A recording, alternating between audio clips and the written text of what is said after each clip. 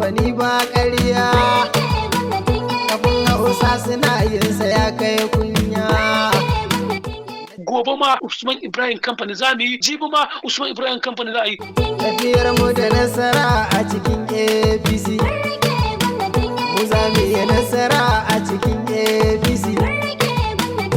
Masu sauraro, assalamu alaikum. Barkamu sake sarauku a cikin wani sabon shirin na Rigar Yanci. Shirin da ke nazarta ta labarta muku wadda muke ciki a daidai mulkin siyasa a ƙasar nan. Kana mu yi taso ga masu mulki har ma da wadda ake mulka tare da baku da faɗin albarkacin bakin ku amma fa bisa doron dokar ƙasa kamar da sashen 39 da na 22 na cikin kundin tsarin mulkin Najeriya ya sa hali. Har ila yau dai sashen nan na 19 a cikin kundin faɗin albarkacin baki na duniya wanda ya ba da dama wanda da shi din ne fa mu da ku da su duka muke kafafa.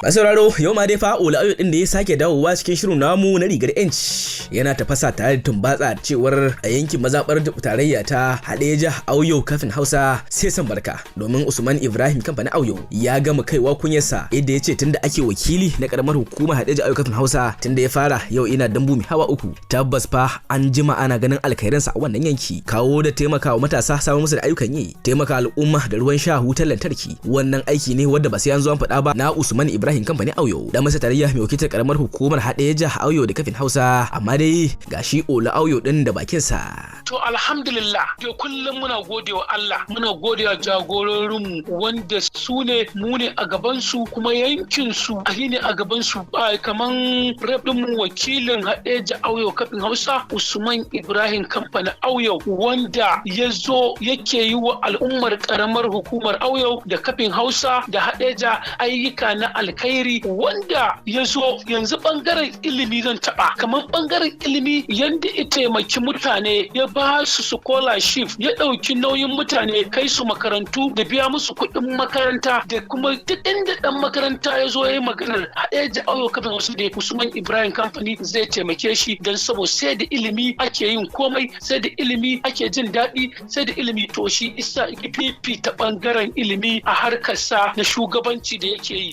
amma wasu daga cikin al'ummar yanki suna ganin cewa fa wannan aiki da aka shi zababban dan masa tarayya mai kitar karamar hukuma Hadeja Auyo da kafin Hausa wato Usman Ibrahim Company kamar aike ne wanda su ba sa ganin wani ba a tashi a majalisa ana kawo kudure na wannan yanki da ake bukatar kawo ci gaba kuma sun ce tafiya ce wanda ake yi ba a waiwaye to ai dama ba za su gani ba duk mutumin da ya sa hasada da kyashi da bakin ciki ba zai fito yi adawa ta gaskiya ba wanda bakin ciki kamar ya a'a to ai na faɗa ma duk idan adawa yake ai ba zai gani ba abu za ka yi mai kyau ice mara kyau ka yi shi saboda bai zo yayi ba ai yayi mulkin a baya sun yi mulkin a baya me suka kawo suka yi amma Hadeja Auyo kafin Hausa Usman Ibrahim Company ka je ka tambaya lungu da sa duk mazaɓin da suke ƙananan hukumomin guda uku da kuma ƙauyukan da suke mazaɓin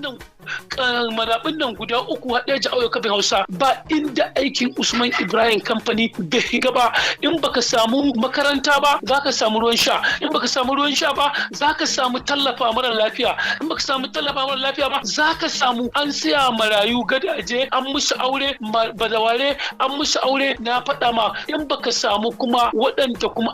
za ka samu wanda aka ɗauki aiki na ina ɗan sanda civil defense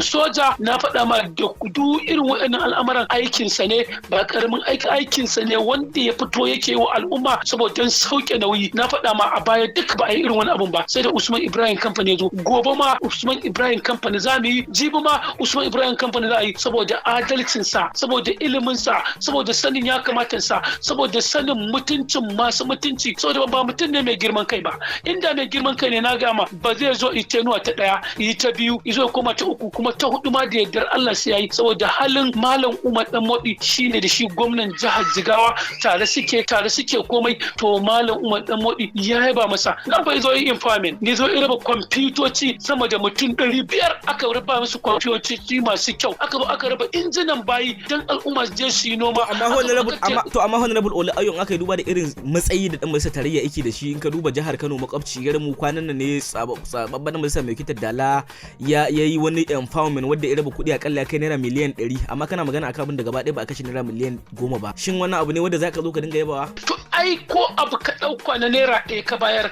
muddin da zan sauke nauyin cewar saukin zaben ka da aka yi to ba karamin ci gaba ne. Ai Usman Ibrahim kamfanin Auyo cikakken wakili ne, ka je babura ya raba babura, shi dama ba abu ike na riya ba izo ya tara al'umma yana wani a'a. Ai wallahi kana ta Usman Ibrahim kamfanin zai ce kai je ka a baka babur, kai je ka a baka inji, kai je ka a baka keken ɗinki, kai je ki a baki jari na kuɗi naira 100,000, 50,000, 200,000, kai je ka a baka kuɗin da zaka je ka gina gida. Usman Ibrahim kamfani wannan ba karamin aikin sama ya raba babura sama da guda 500 a Hadeja Auyo kafin Hausa, ya raba keken ɗinki sama da 1000 ya Hadeja Auyo kafin Hausa, ya zo ya raba injin taliya, ya raba gada abin ba zai kirgu ba. Amma ku saurare ni Abdullahi Olu Auyo muna nan tare kuma zan faɗa ma irin halin Ibrahim Usman kamfanin Auyo akan jama'iyyar APC akan al'ummar talakawan Hadeja Auyo kafin Hausa. Hadeja da Auyo ko kamfani ba ƙarya,